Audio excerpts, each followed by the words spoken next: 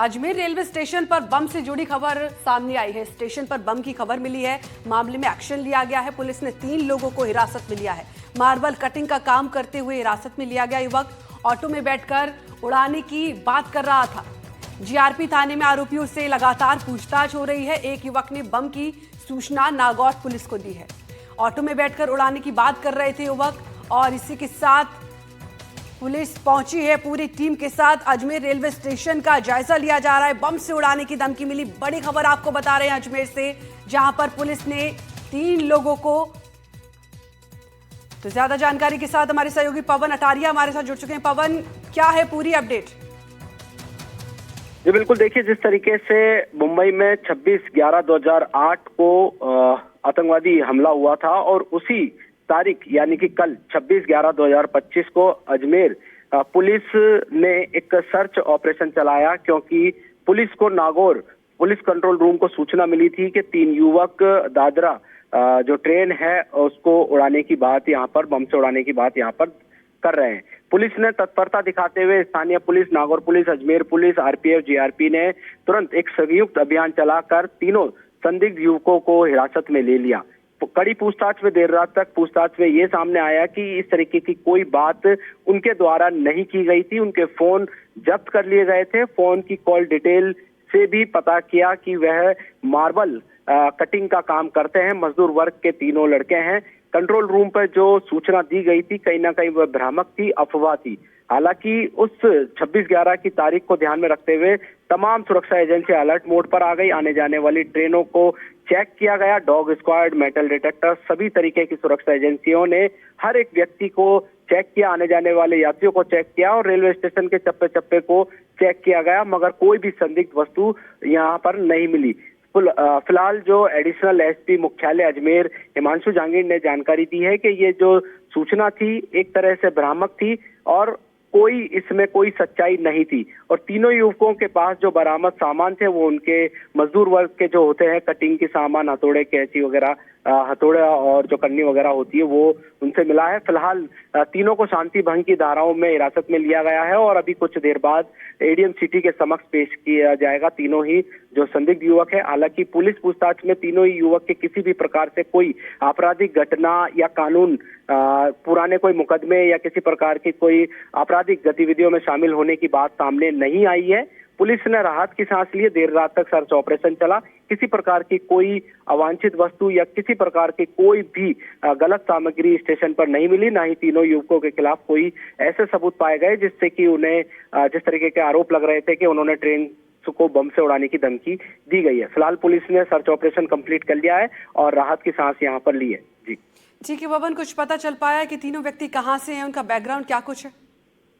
जी बिल्कुल, देखिए तीनों नागौर के मकराना में मार्बल कटिंग का काम करते हैं और तीनों ही कल गुजरात ट्रेन से अजमेर रेलवे स्टेशन से ट्रेन में बैठकर गुजरात जाने वाले थे और नागौर मकराना से ये तीनों जो है एक टेम्पो में बैठकर आए थे। इस दौरान किसी युवक ने इनकी बातें कुछ बातें और हो रही थी, मगर उस बात को युवक ने सुनकर पुलिस कंट्रोल रूम नागौर को सूचना दे दी, जिस पर यह पूरा हड़कंप मच गया।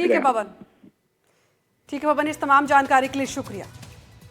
प्रवासी राजस्थानी दिवस से पहले पर्यटन विभाग की प्री समिट का आयोजन हुआ। लाइव तस्वीरें आपको दिखाते हैं।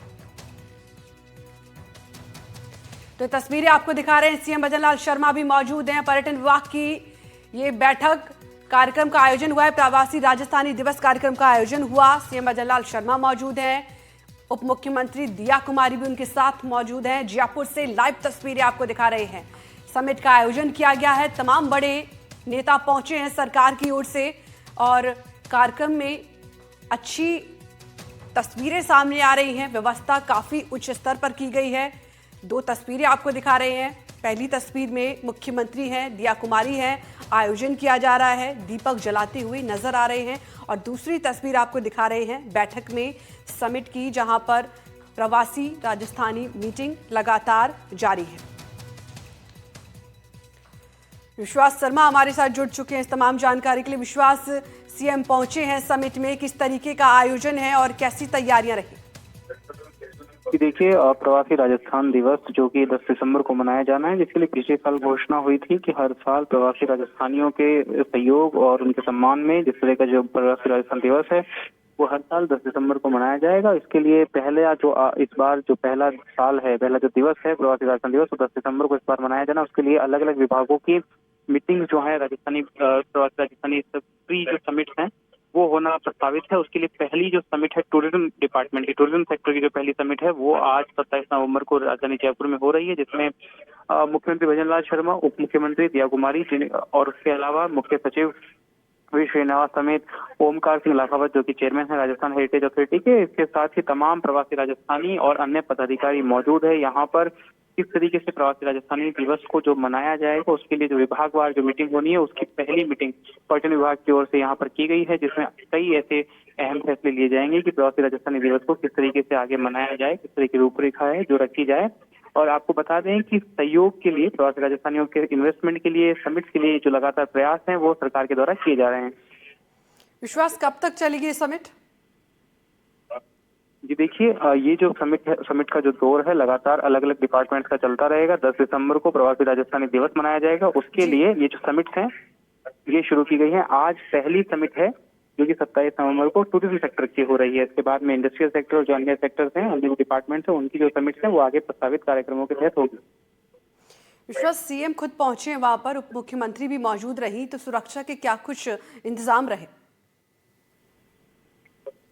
देखिए, सीएम यहाँ पर मौजूद हैं, तो जिस तरीके का सीएम का प्रोटोकॉल रहता है उसके तहत जिस प्रकार के पूरे इंतजाम रहते हैं वो यहाँ पर रहे। उसके बाद में यहाँ पर सीएम भजनलाल शर्मा पहुंचे हैं, उप मुख्यमंत्री दिया कुमारी, मुख्य सचिव वी श्रीनिवास यहाँ पर पहुंचे। उन्होंने दीप प्रज्वलन करके ये जो कार्यक्रम है इसकी शुरुआत की। हिंदुस्तान जिंक लिमिटेड के सीईओ अरुण मिश्रा भी यहाँ पर मौजूद हैं, जो कि इंडस्ट्रियल फेडरेशन की तरफ से यहाँ पर एज एन रिप्रेजेंटेटिव मौजूद है। इसके अलावा कई प्रवासी राजस्थानी यहाँ पर मौजूद हैं। जी ठीक है विश्वास, तमाम जानकारी साझा करने के लिए शुक्रिया। अब खबरों में आगे बढ़ते हैं। अलवर जहां से बड़ी खबर है, बस स्टैंड पर बुजुर्ग से 13 लाख की ठगी सामने आई है। लूट ली सोने की चेन, अंगूठियां और कड़े भी लूट लिए गए हैं। सुरक्षा का झांसा देकर वारदात को अंजाम दिया गया है। शादी समारोह से लौट रही थी महिला, झांसे में लेकर सोने के आभूषण से भरा लिफाफा बदला, चोरी की गई, आभूषण चुराए गए। 13 लाख कीमत की